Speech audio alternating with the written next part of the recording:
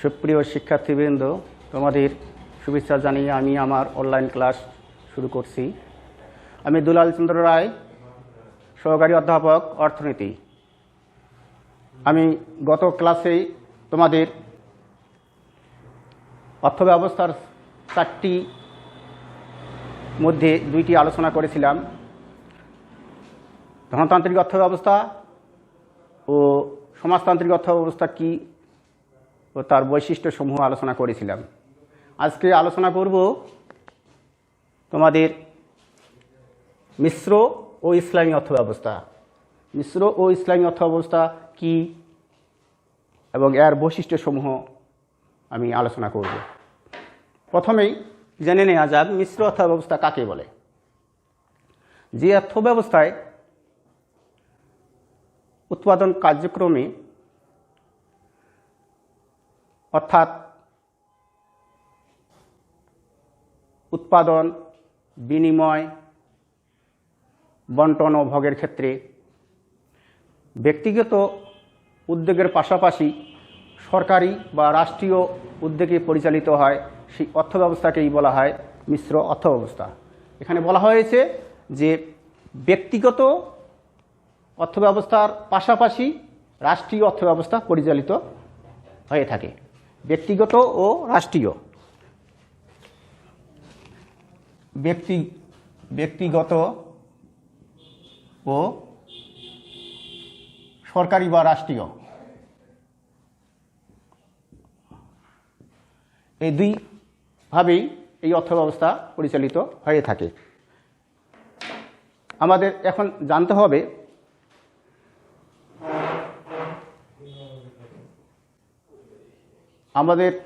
হবে মিশ্র অর্থব্যবস্থার বৈশিষ্ট্যসমূহ কী কী।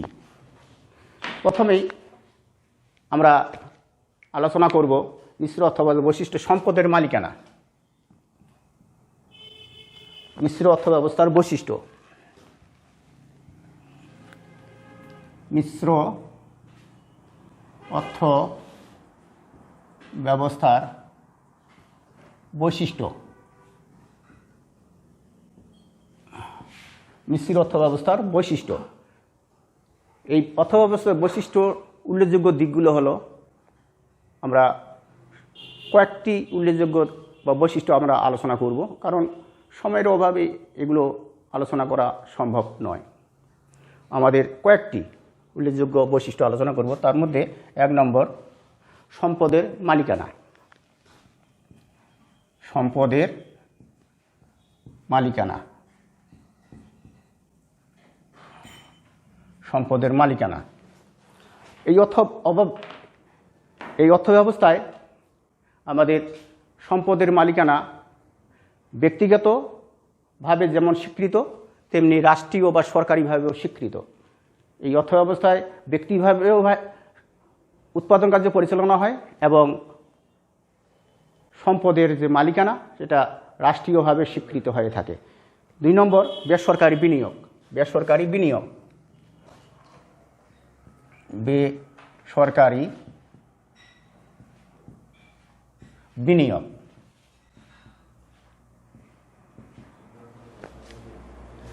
এই অর্থব্যবস্থায় বেসরকারি বিনিয়োগ স্বীকৃত। এই অর্থব্যবস্থায় যেহেতু বেসরকারি পর্যায়ে উৎপাদনের ক্ষেত্রে অনেকটাই এখানে নির্ভর করে, কাজেই বেসরকারিভাবে বিনিয়োগ পরিচালনা করে এই অর্থব্যবস্থায় একটি অন্যতম বৈশিষ্ট্য। সরকারি নিয়ন্ত্রণ। এরপরে হচ্ছে সরকারি নিয়ন্ত্রণ। সরকারি নিয়ন্ত্রণ। সরকারি নিয়ন্ত্রণ। এই অর্থব্যবস্থায় সরকার নিয়ন্ত্রণ করে থাকে।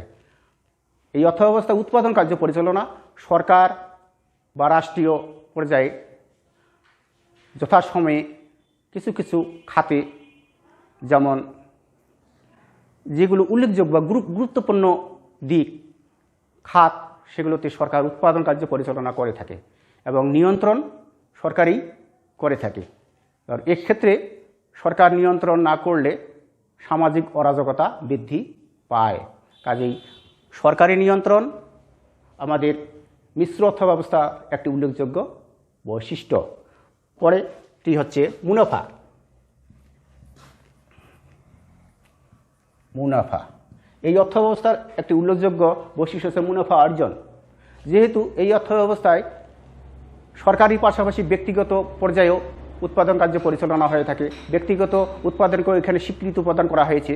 কাজেই মুনাফা অর্জন এক্ষেত্রে একটি উল্লেখযোগ্য দিক হিসাবে আমাদের বিবেচনা করা হয়ে থাকে। কাজে মুনাফা অর্জন এই মিশ্র অর্থব্যবস্থার একটা উল্লেখযোগ্য দিক। এখানে মুনাফা অর্জন অবশ্যই স্বীকৃত হয়ে থাকে। ভোক্তার সার্বভৌমত্ব। ভোক্তার সার্বভৌমত্ব।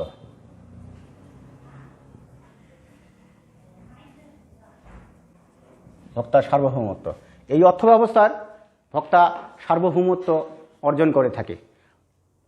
ভোক্তা যেমন যে কোনো পণ্য যে কোনো পরিমাণ উৎপাদন করে এবং কিনে বা এগুলো ভোগ করার প্রয়াস পায়, তেমনি এই ভোক্তা বাজার থেকে যে কোনো পরিমাণ পণ্য ক্রয় করে সে ভোগ করতে পারে।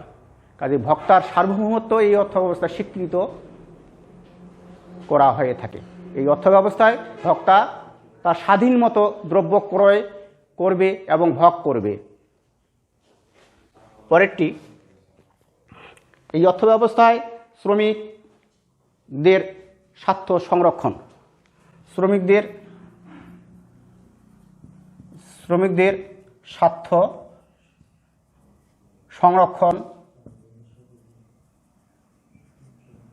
এই অর্থব্যবস্থায় শ্রমিকদের স্বার্থ সংরক্ষণ হয়ে থাকে।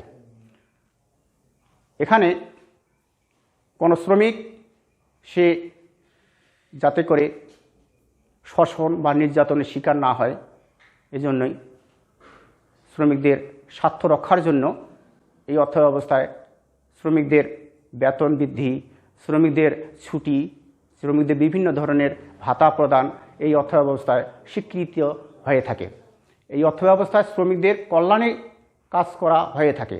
কাজেই শ্রমিকদের স্বার্থ সংরক্ষণ এই অর্থব্যবস্থার একটি উল্লেখযোগ্য বৈশিষ্ট্য।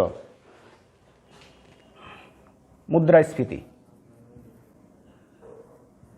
মুদ্রাস্ফীতি এই অর্থব্যবস্থায় মুদ্রাস্ফীতি হয়ে থাকে, কারণ যেহেতু এই মিশ্র অর্থব্যবস্থায় উৎপাদন কার্য ব্যক্তিগত পর্যায়ে থেকে শুরু করে সরকারি পর্যায়েও হয়ে থাকে। কাজেই কোনো কোনো ক্ষেত্রে উৎপাদন বেশি হয়, আবার কোনো কোনো ক্ষেত্রে উৎপাদন অনেক কমে যায় বা উৎপাদনের পরিমাণ অনেক কম হয়। এক্ষেত্রে উৎপাদনের পরিমাণ কম বেশির কারণে চাহিদা ও যোগানের অসমতা লক্ষ্য করা যায়। এর ফলে শ্রমিক মালিক উৎপাদনের যে প্রক্রিয়া সেটা ব্যাহত হয় এবং বাজারে মুদ্রাস্ফীতি লক্ষ্য করা যায়। কোনো কোনো ক্ষেত্রে হঠাৎ করে কোনো দ্রব্যের দাম বৃদ্ধি পায় এবং ওই ক্ষেত্রে মুদ্রাস্ফীতি লক্ষ্য করা যায়। কাজেই মুদ্রাস্ফীতি এই অর্থব্যবস্থার একটি উল্লেখযোগ্য দিক। তা আমরা আরও অনেক বৈশিষ্ট্য এখানে লক্ষ্য করা যায়, সেগুলো সবগুলো আলোচনা করা সম্ভব হয় না বা হবে না, কারণ আমাদের সময় সংক্ষিপ্ত। তোমরা বইয়ে এর বাকি বৈশিষ্ট্যগুলো পড়ে নিবে এবং সৃজনশীল প্রশ্নের উত্তরের জন্য অবশ্যই এই অর্থব্যবস্থা, চারটি যে অর্থব্যবস্থা, যে ধনতান্ত্রিক অর্থব্যবস্থা, সমাজতান্ত্রিক অর্থব্যবস্থা এবং মিশ্র অর্থব্যবস্থা ও ইসলামী অর্থব্যবস্থা, এই অর্থব্যবস্থার বৈশিষ্ট্যগুলো তোমাদের অবশ্যই পড়তে হবে। এই অর্থব্যবস্থার বৈশিষ্ট্যর আলোকেই তোমাদের সৃজনশীল প্রশ্ন হয়ে থাকবে। এরপরে আমি আলোচনা করব ইসলামী অর্থব্যবস্থা। এরপরে আলোচনা করব ইসলামী অর্থব্যবস্থা। ইসলামী অর্থব্যবস্থা কি? ইসলামী অর্থব্যবস্থা কি? ইসলামী অর্থব্যবস্থা অর্থ ব্যবস্থা। ইসলামী অর্থ ব্যবস্থা কি?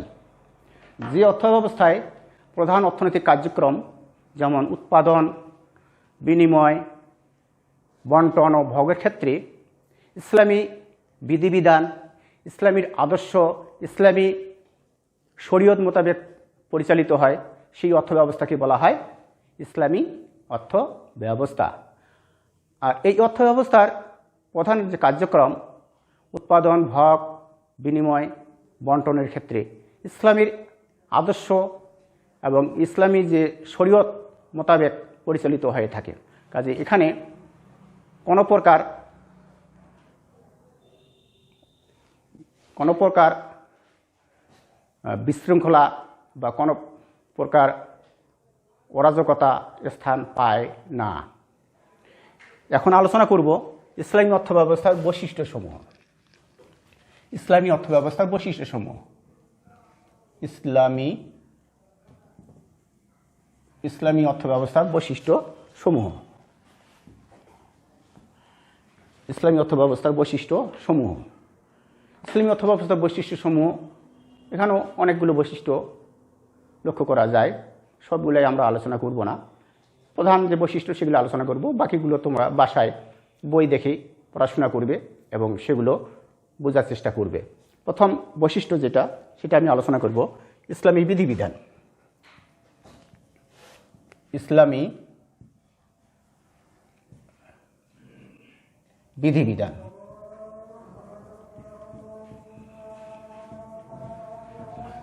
এই অর্থব্যবস্থা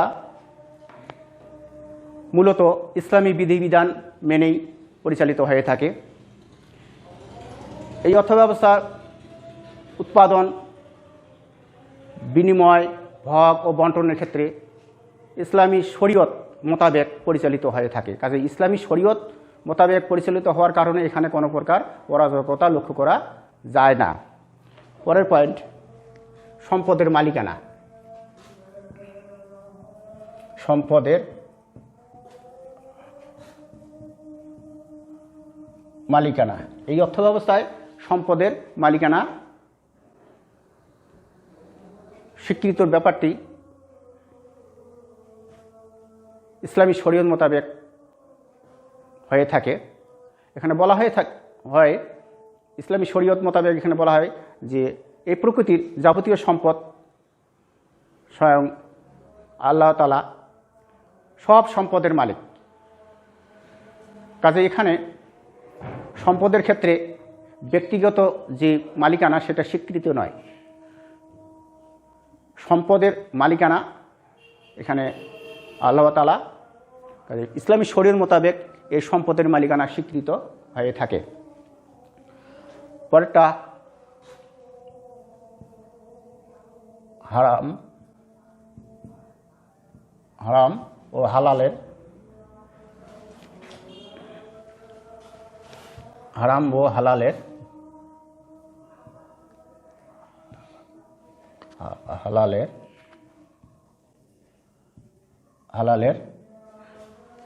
হারাম ও হালালের বিধান। হারাম ও হালালের বিধান। এই অর্থব্যবস্থায় অর্থাৎ ইসলামী অর্থব্যবস্থায় হারাম ও হালালের বিধান রয়েছে, যেগুলো ক্ষেত্রে উৎপাদনের ও বন্টনের ক্ষেত্রে যে ধর্মীয় নৈতিকতা, হারাম ও হালালের যে বিধিনিষেধ সেগুলো হয়ে থাকে। ইসলামী অর্থব্যবস্থায় হারাম ও হালালের বিধিনিষেধ উল্লেখযোগ্যভাবে পালিত হয়ে থাকে, যেগুলো দ্রব্য উৎপাদন করলে আমাদের সামাজিক অবক্ষয় বা নিরাপত্তা বিধান করা সম্ভব হয় না, সেগুলো উৎপাদন করা যায় না বা যাবে না। কাজেই ইসলামী দৃষ্টিকোণ থেকে যে দ্রব্যগুলো উৎপাদন করলে আমাদের সামাজিক নিরাপত্তা নিশ্চিত হবে, সেগুলোই আমাদের উৎপাদন কার্য পরিচালনা করতে হবে। এবার সমাজের যে জনগণ রয়েছে তারা সেগুলো ভোগ করে জীবিকা নির্বাহ করবে। এটাই হচ্ছে ইসলামী অর্থব্যবস্থার একটি বৈশিষ্ট্য। পরেরটি সুদমুক্ত অর্থনীতি। সুদমুক্ত অর্থনীতি। এই অর্থ ব্যবস্থায় সুদমুক্ত অর্থনীতির কথা বলা হয়েছে, অর্থাৎ ইসলামী অর্থ ব্যবস্থায় সুদকে সম্পূর্ণ হারাম করা হয়েছে। কেন সুদ এই অর্থ ব্যবস্থায় কোনোভাবেই স্বীকার করা হয়নি, অর্থাৎ সুদকে হারাম করা হয়েছে। এই অর্থ ব্যবস্থায় সুদ কোনোভাবেই গ্রহণ করা যাবে না। কাজে যেগুলো উৎপাদন কার্য পরিচালনা হবে, উৎপাদন, বন্টন, বিনিয়োগের ক্ষেত্রে সব ক্ষেত্রেই সুদ এখানে প্রাধান্য পাবে না, সুদ এখানে গ্রহণ করা যাবে না। কাজেই এই অর্থ ব্যবস্থা সম্পূর্ণ সুদমুক্ত অর্থনীতি হিসাবে পরিচালিত হয়। পরেরটি অপচয় রদ। এই অর্থ ব্যবস্থায় অপচয় বা বিভিন্ন প্রকার দ্রব্যের যে নষ্টকরণ সেগুলো এখানে স্বীকার করা হয় না। এখানে অপচয় রদ করা সম্ভব এই ইসলামী অর্থ ব্যবস্থার দ্বারা। অপচয় এখানে কোনোভাবে স্বীকার করা যায় না। কোনো দ্রব্যের বা কোনো কিছু নষ্ট এগুলো এখানে প্রাধান্য পায় না। কাজে অপচয় রদ এই ইসলামী অর্থ ব্যবস্থার একটি অন্যতম বৈশিষ্ট্য। পরেরটি হচ্ছে শোষণ নিষিদ্ধকরণ।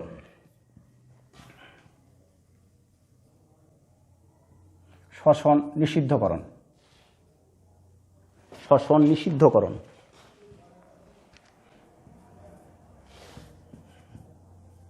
নিষিদ্ধকরণ এই অর্থ ব্যবস্থায় শোষণ, জুলুম, অত্যাচারের বিরুদ্ধে কাজ করার কথা বলা হয়েছে। কোনোভাবেই কোনো শ্রমিক, কোনো ফকির মিসকিন এগুলোরকে শোষণ বা নির্যাতন করা যাবে না। এদের শোষণ ও নির্যাতন থেকে তাদেরকে রক্ষা করতে হবে। কাজেই ইসলামী অর্থ ব্যবস্থার এই শোষণ নিষিদ্ধকরণ একটি উল্লেখযোগ্য দিক। সামাজিক নিরাপত্তা। সামাজিক নিরাপত্তা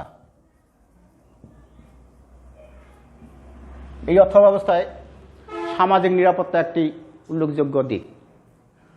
সমাজের বিভিন্ন ক্ষেত্রে উঁচু নিচু, গরিব এবং অসহায় বিরাজ করে থাকে। তারা বিভিন্নভাবেই বসবাস করে। এই গরিব ও অসহায়দের সামাজিকভাবে নিরাপত্তা প্রদানের জন্য ইসলামী অর্থ ব্যবস্থা একটি কার্যকরী ভূমিকা পালন করে থাকে। এই অর্থ ব্যবস্থায় এই অসহায় লোকদের বিভিন্ন ধরনের সাহায্য, ফকির এবং যারা দরিদ্র তাদেরকে বিভিন্ন ধরনের সহযোগিতা এই ইসলামী অর্থ ব্যবস্থায় করা হয়ে থাকে। কাজেই এই অর্থ ব্যবস্থায় আমাদের সামাজিক নিরাপত্তা বিধান এটা রক্ষা হয়ে থাকে। জাকাত ব্যবস্থার প্রবর্তন। জাকাত ব্যবস্থার প্রবর্তন। জাকাত ব্যবস্থার প্রবর্তন